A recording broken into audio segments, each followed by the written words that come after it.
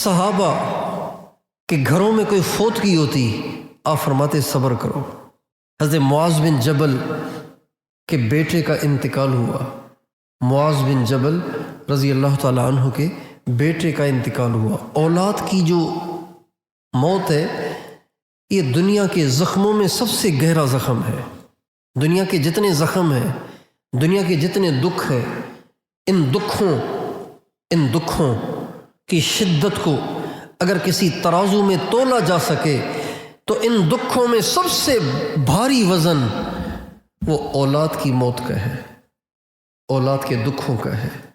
اللہ تعالیٰ ہمارے حضرت جی دعا کرتے ہیں، یا اللہ ہمیں اولاد کے دکھوں سے بچا، اولاد کی پریشانیوں سے بچا۔ یہ دکھ سب سے گہرے ہوتے ہیں، یہ دکھ سب سے بھاری ہوتے ہیں، یہ دکھ سب سے زیادہ شدید ہوتے ہیں، یہ دکھ سب سے زیادہ پریشان کن ہوتے ہیں۔ حضرت معاذ بن جبل کے بیٹے کا انتقال ہو گیا، آپ علیہ السلام نے ان کو خط لکھا، فَلْتَصْبِرْ وَلْتَحْتَسِبْ، معاذ صبر کر، صبر۔ ایک عورت کے بیٹے کا انتقال ہوا تو وہ عورت چیخ رہی، چلا رہی، بہت زیادہ بے صبری کا مظاہرہ کر رہی۔ تھوڑی دیر کے بعد اس نے کہا، یا رسول اللہ اب میں صبر کرتی ہوں۔ فرمایا نہیں، صبر پہلی دفعہ ہوتا ہے، تم نے ساری بھڑاس نکال لی، اب کیا صبر ہوگا؟ صبر اس وقت ہوتا ہے جب اندر میں بھڑاس ہوتی ہے، بھڑاس ہوتی ہے۔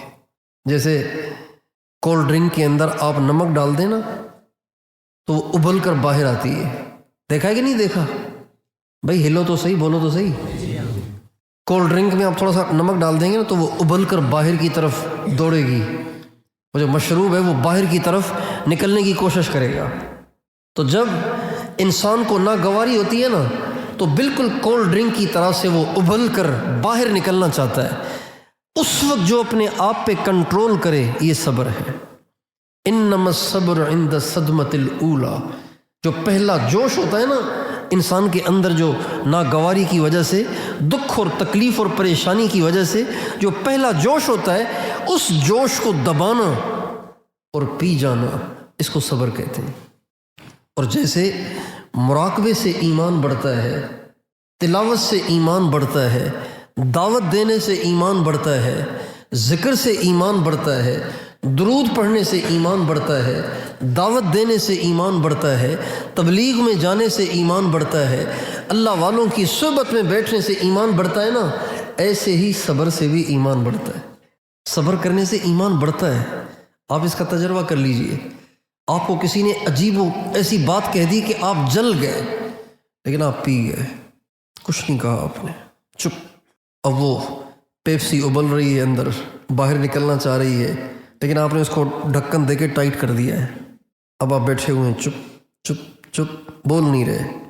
آہستہ آہستہ وہ جو جھاگ باہر نکلنا چاہ رہی ہے، آہستہ آہستہ وہ پگھلنا شروع ہو جائے گی اور آپ کی طبیعت ٹھنڈی ہو جائے گی۔ اب جب ٹھنڈی ہو جائے گی نا تو اس وقت آپ اپنے دل میں ایمان کی وہ حلاوت محسوس کریں گے جو آپ اس کے بغیر محسوس نہیں کر سکتے۔ یہ صبر سے ہوتا ہے۔ جو جتنا زیادہ صبر کرے گا اس کا اللہ سے اتنا زیادہ تعلق بنے گا۔ جو جتنا زیادہ ناگواریوں کو برداشت کرے گا وہ اتنا زیادہ اللہ کے قریب ہوگا۔ جو جتنا زیادہ ناگواریوں کو برداشت کرے گا اتنا زیادہ اس کا ایمان مضبوط ہوگا۔